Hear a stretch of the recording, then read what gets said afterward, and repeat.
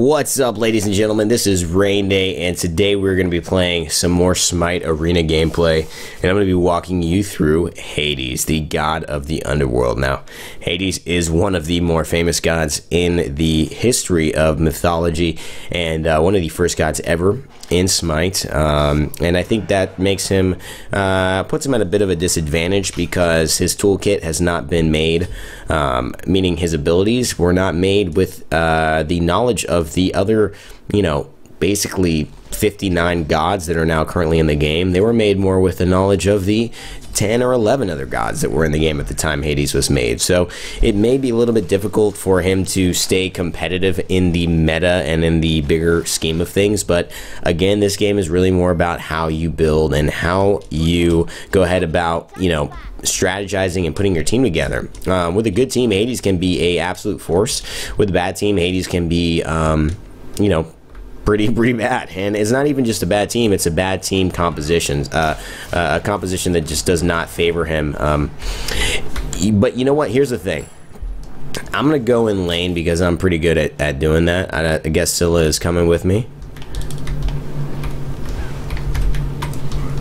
So what, and we're gonna push him out of that. The good thing about Hades that a lot of people don't understand is that he actually can heal at a decent clip. Nothing crazy, but when you have a lot of minions around and you end up landing your your ability, you can heal at a decent little clip there, which is pretty nice, and something that I think most people don't take advantage of. Hades has kind of dropped out of being relevant, and it's not for bad reasons. I think he is a difficult god to play and maximize, and I think, oh, this guy's gotta be dead. Thank you. But I think that this might be a perfect time to go. We don't have our people yet. They all have their ultimates now, so we gotta watch out for that Poseidon ult. But one of the things we're gonna really try and do is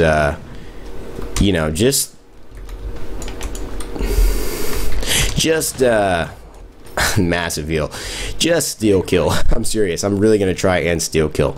I want to get going on Hades. I'm forced to play a tank, and that's one of the things I want to talk about. Building Hades and trying to play with Hades and go damage is very fun, but it's just something that's not going to happen very often unless you want to jeopardize your team, because of the fact that most people, when they see you pick Hades, are just going to grab 2 other mages, another 2 physical damage dealers, and assume you're the tank. Now Hades can really be a good damage dealer in terms of putting out a lot of damage for a character like a mage, and having a lot of CC as well with his ultimate and some of his silence. But you're not really going to get that role easily in arena unless you communicate that, and I think the onus is just on you to either communicate it or just accept that you're not going to get that mage role.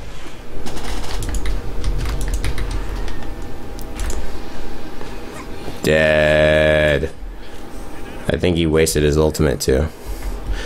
I don't have much here.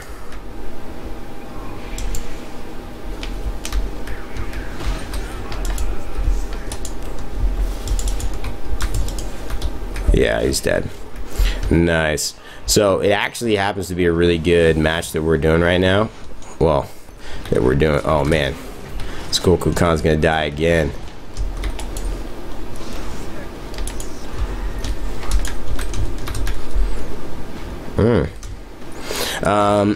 So yeah, a little bit of a lack of, I think, being too relevant.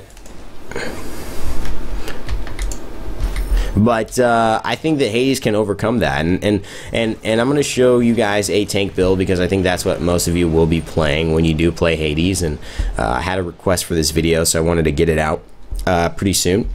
So I've just kind of been working on him, and again, steal kill, man, just go for it. Who cares? If you can get ahead in this game and with Hades, you'll have a very fun time. If you stay behind and you die pretty early, it's not gonna be fun. And she's seriously dead. Steal kill. Like I said, that's what it's all about, baby. Yeah, guys, I'm making a video. Sorry, you're not making videos. At least I don't think you're making videos. Oh my god. Oh my god. We can't do it.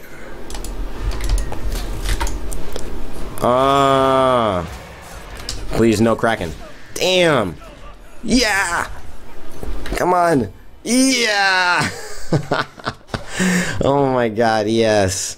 We still killed. Stole killed? We stole kills, basically. And so we're now super ahead. And this should be a fun game.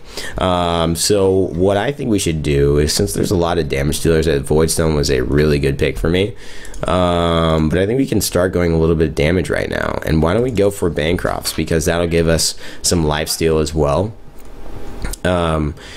One of the items I actually think works really well with Hades, just because his abilities synergize well with lifesteal.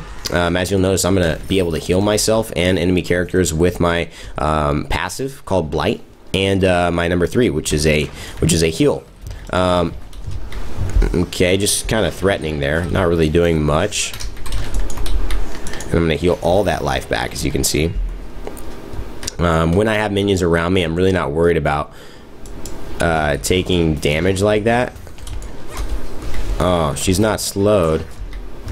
Well, okay, let's see what we can do. Can we steal kill? No, we can't. Alright, so let's go to these minions.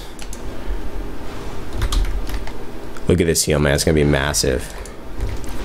Awesome. And so, you know, Hades is a god that I think, when playing, just be aware that if you're in the middle of a fight and you're in a bad situation, a lot of the times, if you understand when you need to go in and where the minions are, you can put yourself at a really nice advantage. You can go ahead and make sure you have almost a full regen in terms of your life bar available if you just know where the minions are at the time of your fight.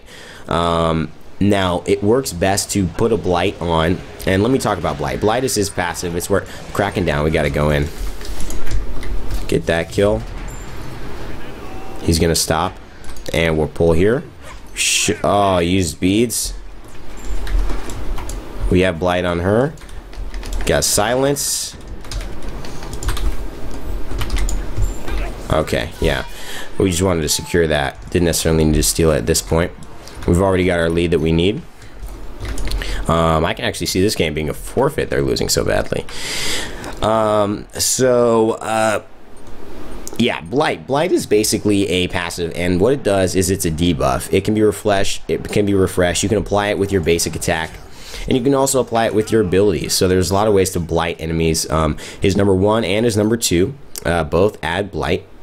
And what it does is, like I said, it's a debuff that synergizes with your other abilities. So your number 1 will cause damage, and it's a teleport, so you can use it to get away, and you can also use it to initiate and cause some damage.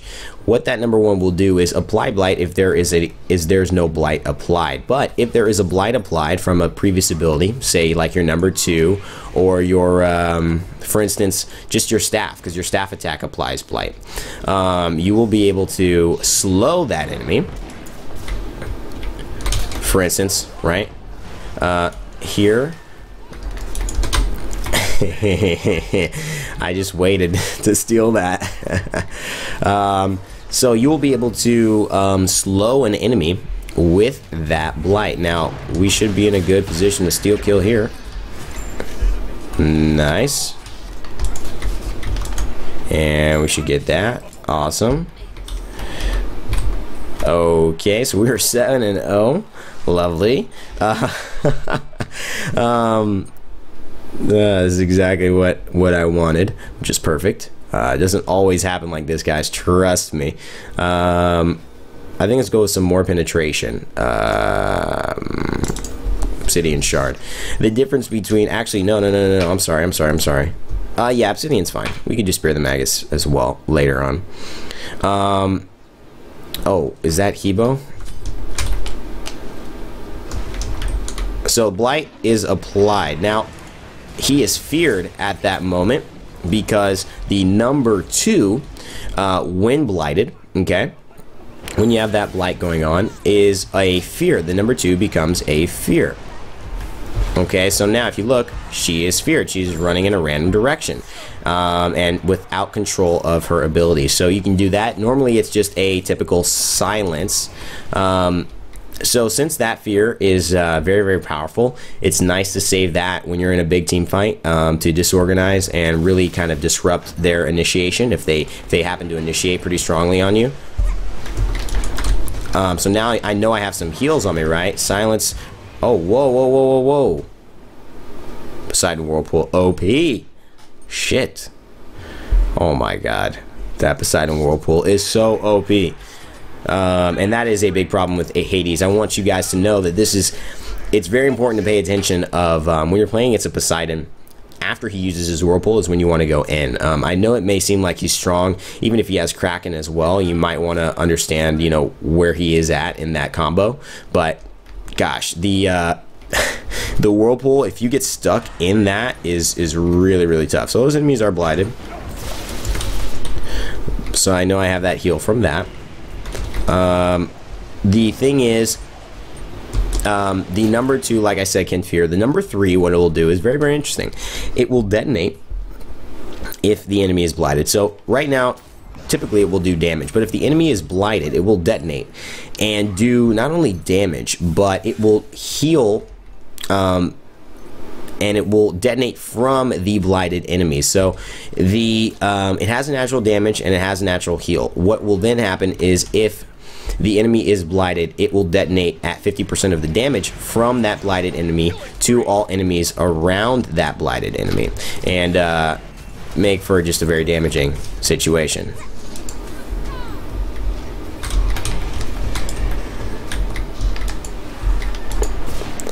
Oh my gosh. Oh man. And why not? Oh no, I was gonna get some health back, but doesn't look like we even need to do that at this point. Ooh-wee. So we're at 277 points. We're at 185 to them, and we're up about 5,000 gold. Now, if I was on their team, I would not give up, but because they have a 6-3 Poseidon, yeah, I don't know. It's just tough, man. Bam. Okay. So the good thing about having the option as Hades to kind of choose and pick how you want to use your blight is it gives you a lot of really nice, you know, strategies as to. So look, she's there blighted. Now see that healed and detonated damage to Neath. Healed me, detonated damage to Neath, which was great. And so that kind of turned a little bit the direction of that interaction. What it will often do is put you in a situation where you're fighting, maybe 2v3, whatever, and kind of maybe the tide's in their favor. What you can then do is basically put that back in your favor by kind of putting them, you know, switching the life value towards your team, you know, and them kind of being in a situation where like, oh wow, shoot, I didn't think I was losing at this moment, so now I don't know, do I want to retreat? I've kind of committed, thinking I could get the kill early. They have a little bit more life than I expected, kind of like a Nemesis shield, which Nemesis can basically pop, or like Geb, you know, you're getting them down, and then all of a sudden you're almost about to finish them. They put up the shield for 5 seconds that makes it so like, whoa, I'm nowhere near finishing them at this point in time. Super difficult to go ahead and finish this off, and now they've got time for their teammates to come in. So very valuable. I like to use my blight with my number 3 because I just think it synergizes so well. Oh. Okay, got a little heal from that because that Neath was targeting me. Oh, that Hebo is gonna dive me or what?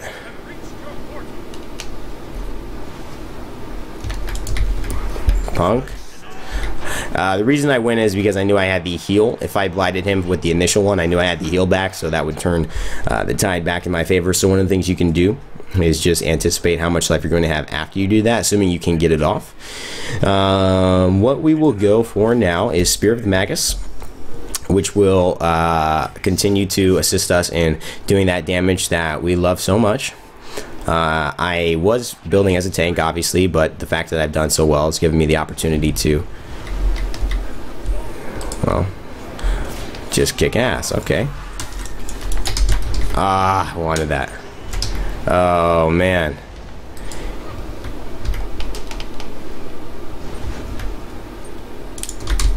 Whatever. I can't get him. Freya does see me. Oh, no. Poseidon Whirlpool. OP. Okay, so we get another Spirit of the Magus. Looks like Freya's not in a good position here. Get some heals. So Hades can be really fun. I'm having a great freaking fun time, guys. I hope you are. This is some awesome gameplay. And again, the series is not necessarily supposed to be a mastercraft guide. It's supposed to give you some general tips, supposed to help you look and see. And I know a lot of people, one of the things I've gotten is kind of like, you know, what are the real builds? You know, what's the best build, right? A lot of people will look up best build for Hades or like best arena build or yada yada yada, right? And in my opinion, it's just not like that. It's like, you know, what do you want? You know, you want to win. You want to do better in arena. I get that. And that's common. I want to do that too. Like, don't think I'm hating on that. I'm not. I'm just saying that you're looking for the experience of doing better. If you're watching a game like this, or you're maybe just wanting to have some fun, watch some Smite gameplay, the build is not the only way. It's like saying, if I get a Ferrari, my life is going to be the best life. You know, it's like, no, I mean, a Ferrari is a good sign of you doing well, but it definitely doesn't mean you're going to have a great life. And just the same thing, like if you have a good build, you know, you'll probably do better than having a bad build, but it doesn't mean you're going to go 10-0 or go 12-0 or something like that. And so, the build isn't everything, and I would say if you want to learn, really look at the gameplay, look at the timing, look at the kind of like more of the minor things, like, okay, how do I, you know, oh shit, man, got shut down. Like, and you look at that, and I mean, that was just some lack of awareness. But I think you can even learn from that more so than a build, because you can kind of see, well, man, maybe that, why was that bad? You know, what was I not aware of? Like, how did I go into that interchange that put me at a disadvantage? You know, who was focused on what? Was it really a clear opening for me? You know, does Poseidon have Whirlpool up? Does he have Kraken up? You know, nobody knows. His Whirlpool's clearly down, but I don't know what he has. Oh, they're just Kraken was not down. All right. Oh my God, Whirlpool OP. Oh man, so we were down for a while now, so they're gonna get a little run here. Hopefully not down too long. Yeah, we'll be back to finish that, which is good. I'm actually not even gonna go underneath there. And we'll actually buy beads just in case. I mean, I don't want to die again for show. And so it's not necessarily about the build. A lot of it's about the gameplay and what you can learn from that. You know, constantly giving the enemy respect. They deserve it. This Freya, I think, has killed me a little bit. There we go. Let's finish that up. And Circat stole the kill from me because I was clearly just taking that life down. But you know what? We're happy about it. We're happy about how the game went. 12-2 was a much better result than I expected. Again, because Hades is not really a top tier god in my opinion in Arena. I think they didn't have a good team on their hands. Didn't look like they had a serious tank there. They had no tank, so you know, it's just like Hades with no tank on the opposite team is really going to be much more of a threat than if you have an Ares or someone who can really counter initiate well. In my experience, Hades is best as a second initiator, so teams with an Ares or with an Odin or something like that. Trying Freya out after patch, okay. So you just did horribly. All right, I don't know if that would make me feel better, but hey, I guess somebody's got to be on the team where you try Freya out. And so you know, our team did well, but I think that overall, look at, I think, the gameplay and ask questions and go do it yourself. You know, try this build out and see if this works for you. Sometimes you're probably gonna have to play a little bit more defensively, but I think if you want to have fun with Hades, try and at least get some kills. You're gonna get a lot of assists typically, but as a Hades player, knowing you have to get that head start, knowing he wasn't built in mind with the 59 other gods that are now in the roster. He was built in mind with more of the 12 gods that were in the roster when he was out. maybe try and steal kill a little bit. I mean, it's one of those gods where I say try and get that early advantage, because if you do, he can be pretty powerful. But if you just keep him even, I think the other gods right now, a lot of the other gods you'll see in Arena, will kind of outbox him in terms of their abilities and their mobility, and all of that. Now, Hades has a lot of protections. His ultimate grants him protections. It reduces their protections, but again, it leaves him standing still. So it's kind of like saying, yeah, I get a metal shield, I get a a metal tank, but I'm also going to stand in the middle of where a nuclear missile is going to land, versus a guy with no clothing, but he's on an island 8 billion miles away. It's kind of like, it doesn't really matter if you have a lot of protections if you're standing in the middle of 8,000 nukes that are coming onto you because you're such a big target and everyone's focusing on you. So, I would just say be careful about that and look at how you can really pick your poison and get those early kills, but not commit yourself too much as a Hades. Use the number 1 to initiate only when your team is around, and use it to get away in all those situations. Be careful about how you use your blight to heal, and always try and keep some minions around if you can, so that you can get that extra heal, because it really is big on him, especially with a lifesteal item like Bancroft's Talon. You can get a lot of heal, almost 60 to 70% of your life back with one big minion wave, and so that can be a real big difference in a fight if you can plan that right. And also remember that his number 3 consumes blight, so if you want to use it for your number 2 or your number 1 to get the slow, or to get the fear, or his ultimate to get the reduce protections on your enemies, you cannot use the 3, because you will then have to reapply it before you use the other abilities for the blight effect to take place, because the number 3 will consume the blight with the heal and the detonation of the damage from the enemy players to other enemy players in range. Guys, that's been it. I hope you've had a hopefully had a good little guide on Hades here. You've enjoyed the video. If you have, and you haven't subscribed to my channel yet, please do.